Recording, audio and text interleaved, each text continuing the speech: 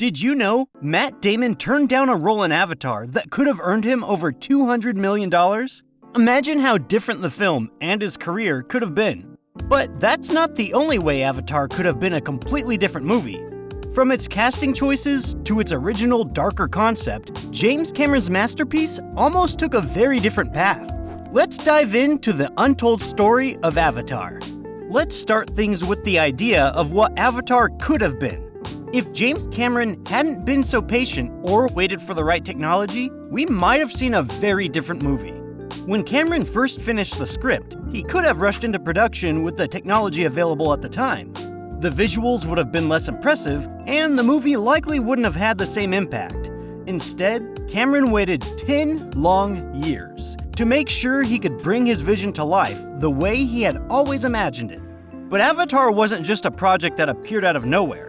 Cameron had been carrying this idea with him since childhood.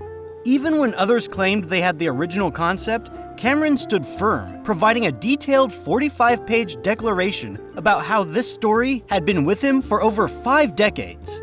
Had he made the movie earlier, with less advanced CGI, the groundbreaking visual effects that made Avatar so special wouldn't have been possible.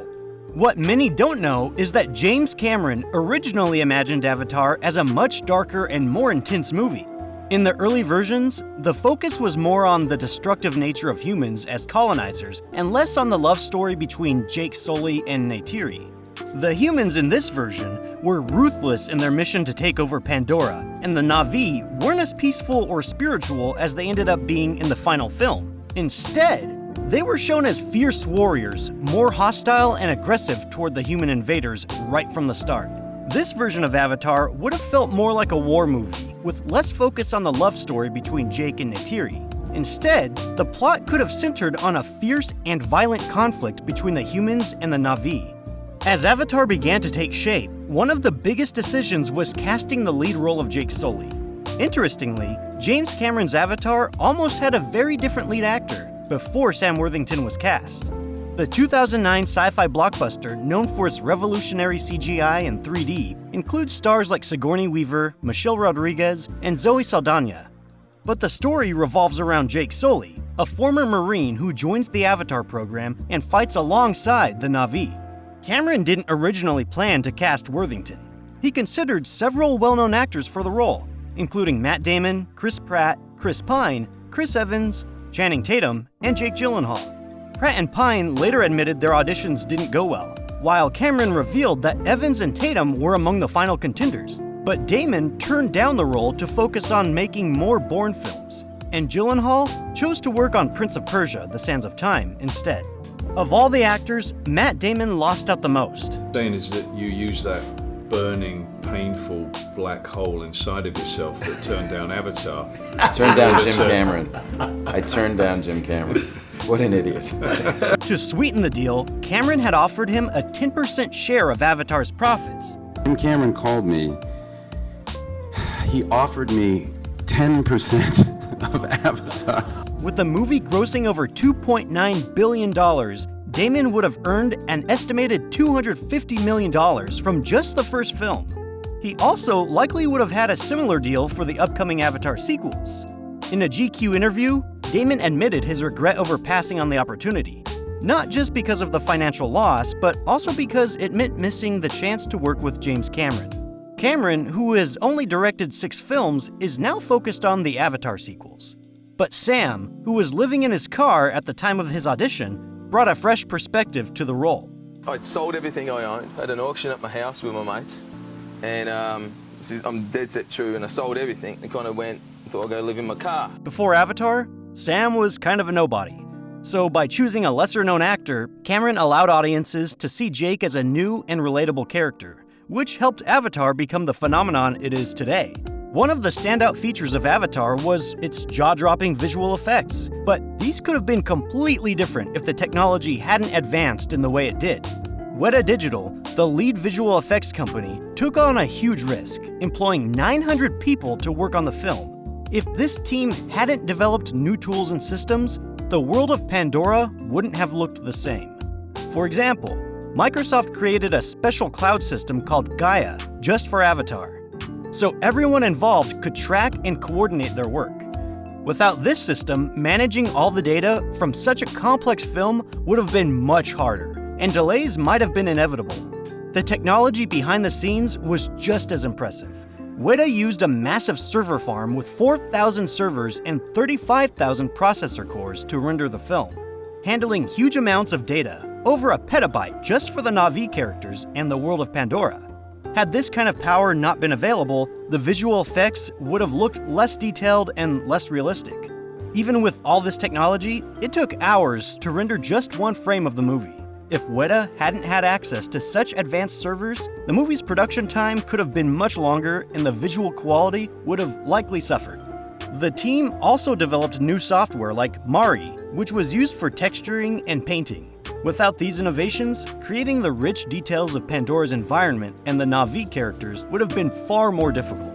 In fact, other companies like Industrial Light and Magic had to step in to help, especially with the complex battle scenes and special CGI effects like explosions.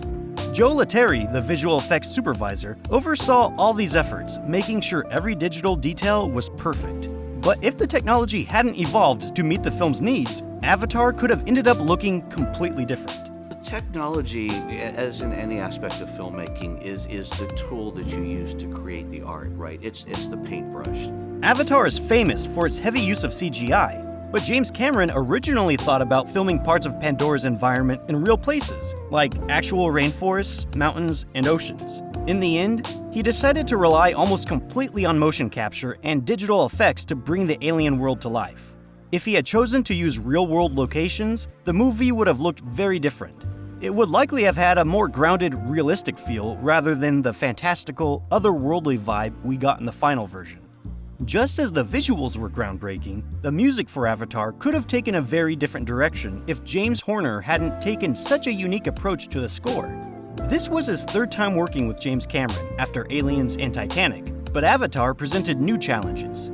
Horner worked closely with ethnomusicologist Wanda Bryant to create a distinct musical culture for the Na'vi, which went beyond traditional film scoring.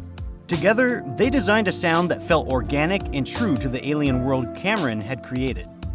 In March 2008, Horner recorded a small chorus singing in the Na'vi language, which added an authentic layer to the soundtrack.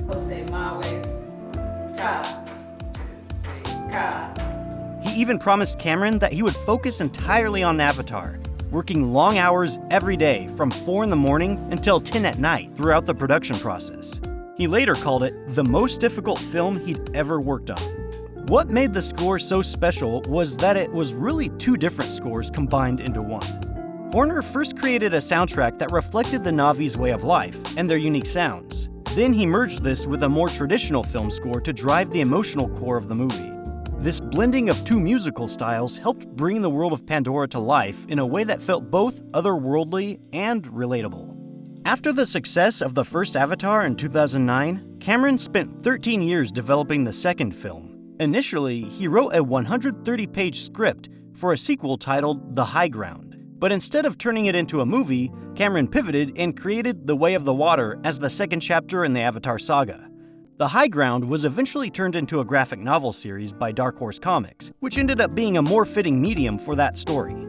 The High Ground takes place in the years between the first Avatar and The Way of the Water, and is still part of Pandora's official history.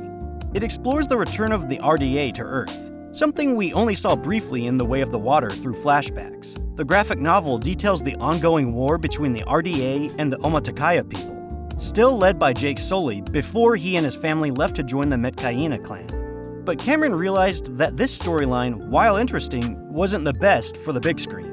Cameron himself thought that the plot would have repeated elements from the first Avatar film, with similar locations and battles. While there was a space battle, the storyline lacked the deeper spiritual elements that make Avatar unique. Cameron knew that to make a compelling sequel, the story had to connect audiences to the dream world, to something spiritual and beyond words, which The High Ground couldn't do as well as The Way of the Water. Had The High Ground been the story for The Way of the Water, it likely wouldn't have been received as well.